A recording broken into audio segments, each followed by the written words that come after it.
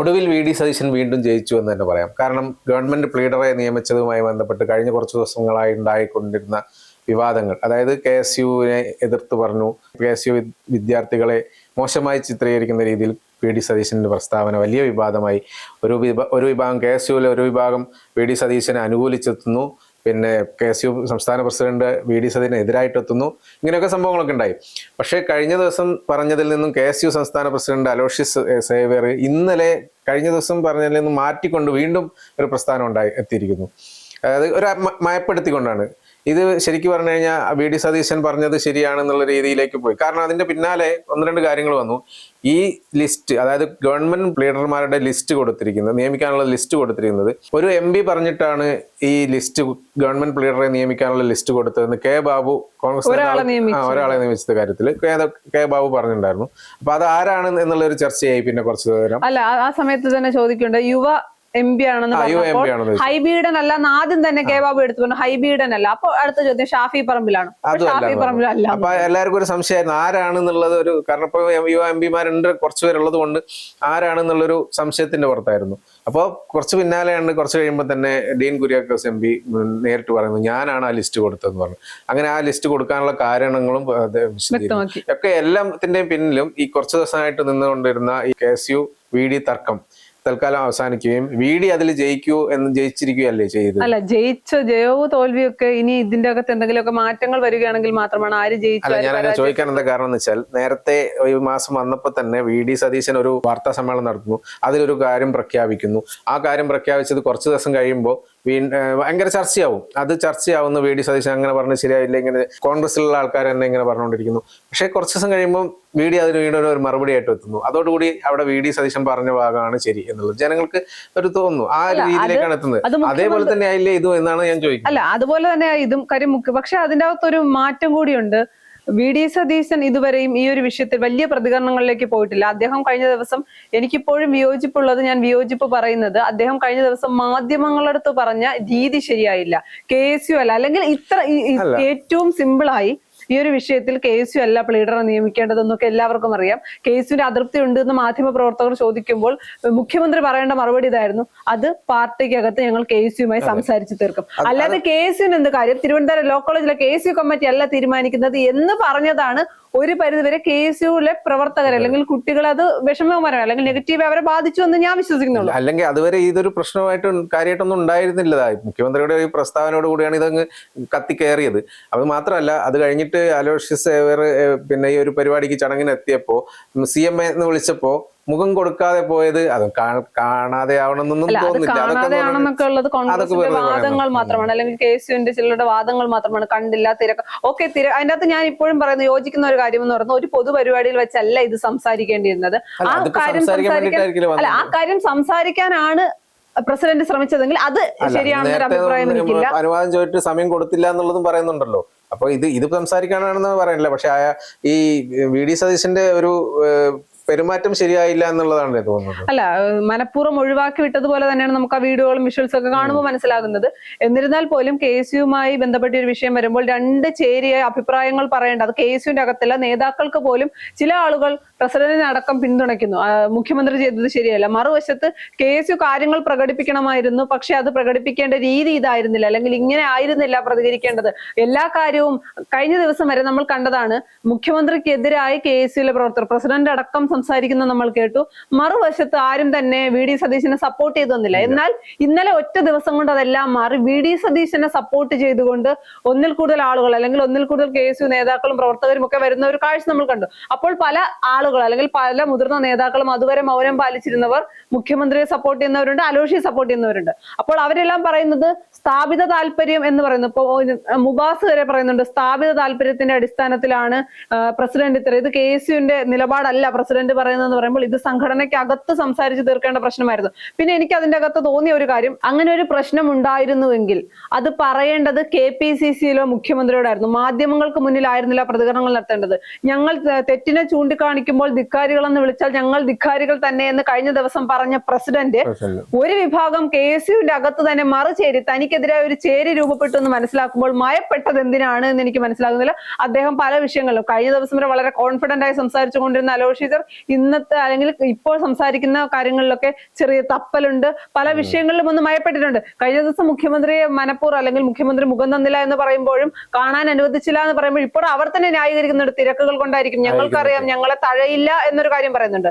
ഉമ്മൻചാണ്ടിയുടെ ഓർമ്മ ദിനത്തിൽ അവിടെ പോകുമ്പോൾ പൊതുപരിപാടിക്ക് പങ്കെടുക്കാൻ പോകുമ്പോൾ അലോഷിക്ക് ഒരു കസേര കിട്ടാതിരിക്കുകയും താഴെ ചേർന്ന് തന്നെ ഒരു കസേര എടുത്തിട്ടിരിക്കുമ്പോൾ അതുപോലും മറ്റൊരു തരത്തിൽ വിവാദമാക്കുന്നു. അലോഷി ഒഴിവാക്കിയതാണോ എന്നൊരു രീതിയിൽ പോലും ചർച്ചകൾ വളരെ വലുതായി വരുമ്പോൾ അതേ വേദിയിൽ VM സുധീരൻ പറഞ്ഞു പ്രതികരിക്കണം, KSUവിന്റെയും യൂത്ത് കോൺഗ്രസിന്റെയും കുട്ടികൾക്ക് അല്ലെങ്കിൽ പ്രവർത്തകർക്ക് പ്രതികരിക്കാനുള്ള അവകാശമുണ്ട് എന്ന് പറയുമ്പോൾ നമ്മൾ കണ്ടതാണ് പല വിഷയങ്ങളിലും സുധീരനും ജിൻഡോ ജോണും ഒക്കെ എടുത്ത ഒരു നിലപാട് VD സതീശനെതിരായിട്ടായിരുന്നു. അതിനകത്ത് വേറൊരു കാര്യം പറയുന്നത്, ഇപ്പൊ നേരത്തെ ഈ KSU ആയിട്ടുള്ള തർക്കം ഉടലെടുത്ത് ഉടനെ തന്നെ പറഞ്ഞത് വേറൊരു വേർഷൻ കൂടി വന്നിട്ടുണ്ടായിരുന്നു. കാരണം KSU നേതാക്കളുടെ പിന്നിൽ വേറെ ആരെങ്കിലും ഉണ്ടോ, പ്രവർത്തിക്കുന്നുണ്ടോ, അതായത് VDക്കെതിരായ ഒരു നീക്കമാണോ ഇത്, VD എന്തെങ്കിലും പറഞ്ഞു പോവുകയോ അല്ലെങ്കിൽ പത്രസമ്മേളനം നടത്തുകയോ എന്തെങ്കിലും തീരുമാനങ്ങൾ എടുക്കുകയോ അങ്ങനെയൊക്കെ ചെയ്തു കഴിഞ്ഞാൽ അത് ശരിയല്ല എന്നുള്ള രീതിയിൽ അപ്പൊ തന്നെ കോൺഗ്രസിന്റെ പല നേതാക്കളും പ്രതികരിച്ചു തുടങ്ങുന്നു.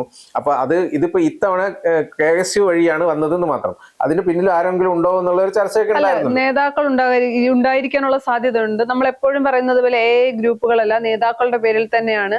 അപ്പോൾ ശക്തമായ ഇപ്പോൾ VD സതീശന് വേണ്ടി സംസാരിച്ചു കൊണ്ടിരിക്കുന്ന പല ആളുകളും VD സതീശനുമായി അല്ലെങ്കിൽ VD ഗ്രൂപ്പിലുള്ളവരാണ് എന്ന് നമ്മൾ പറയേണ്ടി വരും. കാര്യം അവർക്ക് അത്രത്തോളം അടുപ്പമുണ്ട്. വിദ്യാർത്ഥികളെയും യുവാക്കളെയും KSUവിന്റെ വിദ്യാർത്ഥി സംഘടന ആയതുകൊണ്ട് തന്നെ വിദ്യാർത്ഥികൾ പിന്നെ യുവാക്കൾക്കൊക്കെ തദ്ദേശഭരണ സ്ഥാപനങ്ങളിലേക്കൂടെ തെരഞ്ഞെടുപ്പിൽ സീറ്റ് നൽകിയ ആളാണ്, അല്ലെങ്കിൽ സീറ്റിന് വേണ്ടി വാശി പിടിച്ച ആളുടെ പേര് VD സതീശൻ എന്നായിരുന്നു. അപ്പോൾ അതേ ആൾക്ക് വേണ്ടി KSUവിലും യൂത്ത് കോൺഗ്രസിലും, ഇനി യൂത്ത് കോൺഗ്രസ് ഒരു ആരോപണവുമായി വരട്ടെ, അപ്പോഴും VD സതീശന് വേണ്ടി സംസാരിക്കാൻ അവിടെ ആളുകൾ ഉണ്ടാകും. കാര്യം അത്രത്തോളം അദ്ദേഹം സ്ഥാനാർത്ഥി നിർണയത്തിൽ പോലും യുവാക്കളെ പരിഗണിച്ചിട്ടുണ്ട്. അപ്പോൾ അവരെല്ലാം ചേർന്ന് നിൽക്കുകയും മറുവശത്ത് ഒരു ചേരിയായി അത് മാറിയിട്ടുണ്ടെങ്കിൽ അതിന്റെ പിന്നിൽ ഒരു നേതാവ് ഉണ്ടായിരിക്കണം. അല്ലാതെ ഒരിക്കലും അലോഷി ഒറ്റയ്ക്ക് കാര്യങ്ങൾ പറയുന്നു അല്ലെങ്കിൽ പ്രതികരിക്കുന്നു, അങ്ങനെ അദ്ദേഹം ഒറ്റയ്ക്കാണ് പറയുന്നതെങ്കിൽ ഇപ്പോൾ തനിക്കെതിരായ ഒരു ചേരി രൂപപ്പെടുമ്പോൾ അവിടെ സൈലന്റ് ആകില്ല. കാര്യം ഞാനാണെങ്കിൽ ഉദാഹരണത്തിന് ഞാൻ എനിക്ക് പറയേണ്ട കാര്യം പറയുന്നു, ഇനി എന്നെ പ്രസിഡന്റ് കൂടിപ്പോയാൽ പ്രസിഡന്റ് സ്ഥാനത്ത് നിൽക്കും, അതിനപ്പുറത്തേക്ക് എന്തായാലും ഒന്നും ചെയ്യാനൊന്നും പോകുന്നില്ല. കാര്യം അത്ര മോശപ്പെട്ട കേസല്ല, സർക്കാരിനെതിരെ വിമർശിച്ചു, നിലവിലെ സാഹചര്യത്തിൽ പ്രസിഡന്റ് സ്ഥാനത്ത് നിന്ന് മാറ്റാനും പോകുന്നില്ല, അത് വേറൊരു വിവാദമാകുമെന്ന് അറിയുന്നുണ്ട്. അപ്പോൾ എന്തുകൊണ്ടാണ് മയപ്പെട്ടത്? പിന്നിലൊരു നേതാവ് ഉണ്ട് എങ്കിൽ ആ നേതാവ് പറഞ്ഞിട്ടാണോ, അല്ലെങ്കിൽ ഒന്നിലധികം നേതാക്കൾ ഉണ്ടോ, ഇതിന്റെ പിന്നിൽ ആരാണ്? ഇങ്ങനെ ഒരുപാട് ചോദ്യങ്ങളുണ്ട്. പക്ഷെ ഇതെല്ലാം ചോദ്യങ്ങളും പോകുന്നത് എങ്ങോട്ടാണ്? കോൺഗ്രസ് എന്ന പാർട്ടിക്കകത്തേക്ക് തന്നെയാണ്. പുറത്തുനിന്ന് ആരും വന്നിട്ടില്ല. SFIയുടെ പിന്തുണ SFI പറയുന്നുണ്ട്. അപ്പോൾ SFIയുടെ പിന്തുണയുടെ ആവശ്യമില്ല. പിണറായി വിജയൻ മുഖ്യമന്ത്രിയായിരുന്ന സമയത്ത് പിണറായി വിജയൻ എന്ത് കാണിച്ചാലും അതിനെ മൗനമായി സപ്പോർട്ട് ചെയ്തുകൊണ്ടിരുന്ന SFIയുടെ പിന്തുണ KSUവിന് വേണ്ട. അതിനകത്ത് കഴിഞ്ഞ ദിവസം ഞാൻ പറഞ്ഞതാണ്, ഒരു അഭിമാനം തോന്നുന്നത് തെറ്റ് കണ്ടാൽ തിരുത്താൻ KSU അല്ലെങ്കിൽ യുവജന സംഘടനകൾ ഉണ്ട് എന്ന് സർക്കാർ മനസ്സിലാക്കണം. സർക്കാരിന്റെ തന്നെ അല്ലെങ്കിൽ കോൺഗ്രസിന്റെ തന്നെ സംഘടനകൾ അതിന് സന്നദ്ധരാണ് എന്ന് കൂടി സർക്കാർ ഓരോ കാര്യം ചെയ്യുമ്പോഴും ആലോചിക്കണം. യുവജന സംഘടനകൾ മാത്രമല്ല, മുതിർന്ന നേതാക്കൾ വരെ എത്തുന്നുണ്ട്. അതായത് ഇപ്പൊ മുഖ്യമന്ത്രി ഒരു തീരുമാനം എടുത്തു കഴിഞ്ഞാൽ അത് ശരിയല്ലെങ്കിൽ ശരിയല്ല എന്ന് പറയാൻ മുതിർന്ന നേതാക്കൾ തന്നെ നേരത്തെ രംഗത്ത് എത്തിയിരുന്നു. അല്ല ഏട്ടാ, അതിന്റെ അകത്ത് വേറൊരു കാര്യം ഉണ്ടല്ലോ, കോൺഗ്രസ് എപ്പോഴും ജനാധിപത്യ പാർട്ടിയാണ്, അതിജനാധിപത്യമാണ്. എല്ലാ കാര്യത്തിലും ഒന്നിൽ കൂടുതൽ അഭിപ്രായങ്ങൾ എല്ലാവരും പറയും, അത് സ്വാഭാവികമാണ്. എന്നാൽ KSU പോലുള്ള വിദ്യാർത്ഥി സംഘടനകളിൽ നിന്ന് ഇത്തരം പ്രതിഷേധങ്ങൾ നമ്മൾ ആരും പ്രതീക്ഷിച്ചതല്ലോ. കാര്യം അധികാരത്തിലേക്ക് വരുമ്പോൾ എല്ലാ പ്രശ്നവും തീരുമെന്ന് വിചാരിച്ചെടുത്താണ് അധികാരത്തിൽ വന്നാലും ഞങ്ങൾക്ക് പറയേണ്ടത്. അത് ഭരണപക്ഷത്തോ പ്രതിപക്ഷത്തോ എന്നുള്ളതല്ല, ഞങ്ങളുടെ അഭിപ്രായത്തിൽ ഞങ്ങൾ ഉറച്ചു നിൽക്കുമെന്ന് പറയുന്നത് അത് സർക്കാരിനുള്ള ഒരു മെസ്സേജ് കൂടിയാണ്. തെറ്റ് ചെയ്താൽ പ്രതിപക്ഷം ചൂണ്ടിക്കാണിച്ചില്ലെങ്കിലും ഭരണപക്ഷത്തിന്റെ മറ്റ് സംഘടനകൾ, വിദ്യാർത്ഥി സംഘടനകൾ അടക്കം മുന്നിൽ ഉണ്ടാകും തന്നെയാണല്ലോ. ഞങ്ങൾ പറഞ്ഞതിൽ ഞങ്ങൾ ഉറച്ചു നിൽക്കുന്നൊക്കെ പറയുമ്പോൾ ജനങ്ങൾ കേൾക്കുമ്പോഴും ഇത് ഒരു കൊള്ളാമെന്നുള്ളൊരു തോന്നും. കാരണം ഈ പ്രസ്താവന ഒന്നും അധികം ഒന്നും വരാത്തതാണ്. കാരണം സ്വന്തം പാർട്ടിയിലെ നേതാവിനോട് ആണ് പറയുന്നത്, ഞങ്ങൾ പറഞ്ഞതിൽ ഞങ്ങൾ ഉറച്ചു നിൽക്കുന്നൊക്കെ. പക്ഷെ അത് പിറ്റേ ദിവസം മാറുന്നു. എന്തായാലും 2-3 ദിവസങ്ങളായിട്ട് ഇങ്ങനെ വന്നുകൊണ്ടിരുന്ന ഒരു ചർച്ചയായിരുന്നു. പക്ഷെ ഇതിൽ വേറൊരു കാര്യം ശ്രദ്ധിക്കേണ്ടതെന്ന് വെച്ചാൽ, നമ്മൾ ഇപ്പോ അധികാരത്തിൽ വന്നതിന് ശേഷം UDF സർക്കാർ അധികാരത്തിൽ വന്നതിന് ശേഷം നിറഞ്ഞു നിൽക്കുന്നത് VD സതീശനും അല്ലെങ്കിൽ UDF നേതാക്കളും എല്ലാമാണ്. ഇപ്പോൾ അതായത് ചിത്രത്തിലേ ഇല്ല പ്രതിപക്ഷം, അതായത് LDFന്റെ ഭാഗമേ ഇല്ല, ആരില്ല, എല്ലാവരും എവിടെ പോയെന്ന് പോലും അറിയില്ല. നിയമസഭ ഉണ്ടായിരുന്നപ്പോ പോലും അവിടെ നിന്നും അടി കിട്ടിയിരിക്കുകയാണ്. ഇപ്പൊ LDFന്റെ ഒരു സ്വരം പോലും കേൾക്കാനില്ല. അല്ല, പ്രതിപക്ഷവും ഭരണപക്ഷവും നിൽക്കുന്നത് UDF. അല്ല, അതാ ഞാൻ പറഞ്ഞത്, പ്രതിപക്ഷവും ഭരണപക്ഷവും വിമർശിക്കുന്നതും തീരുമാനമെടുക്കുന്നതും എല്ലാം UDF എന്ന രീതിയിലേക്ക് അവർക്കൊരു പോയിട്ടുണ്ട്. റോളും ഇല്ലാത്ത പോലെയായി. കാരണം എന്താ വെച്ചാൽ അവർക്കൊന്നും പറയാനതിന് മുമ്പ് ഇവിടെ തന്നെ പ്രതികരണം വരുന്നു, അവർ തന്നെ തമ്മിൽ അങ്ങോട്ടും ഇങ്ങോട്ടും സംസാരിക്കുന്നു, ചർച്ച ചെയ്യുന്നു, ഇതൊക്കെയാണ്.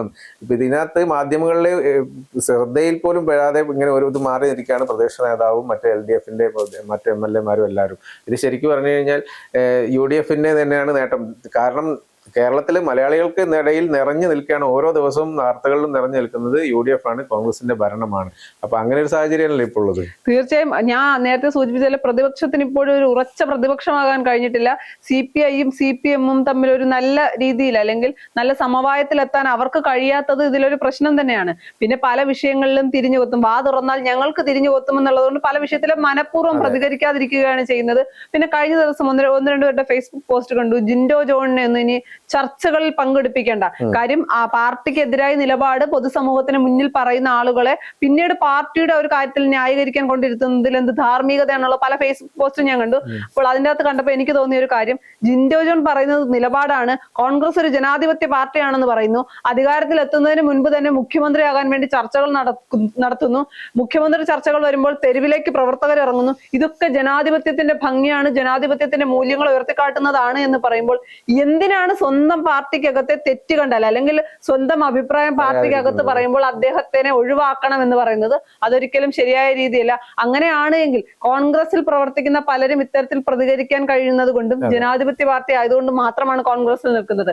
അവർക്ക് സംസാരിക്കാനോ അല്ലെങ്കിൽ മറുപടി പറയാനോ കഴിയുന്നില്ല എങ്കിൽ, അഭിപ്രായങ്ങൾ പറയാൻ കഴിയുന്നില്ല എങ്കിൽ പിന്നെ അവർ കോൺഗ്രസിൽ നിലനിൽക്കേണ്ട ആവശ്യമില്ലല്ലോ, CPM-ലോ അല്ലെങ്കിൽ BJP-ലോ പോയാൽ മതിയല്ലോ. അതുകൊണ്ട് അത്തരം കാര്യങ്ങൾ പറയുമ്പോൾ ശ്രദ്ധിക്കേണ്ടത് പാർട്ടിയിലെ നേതാക്കൾ തന്നെയാണ്.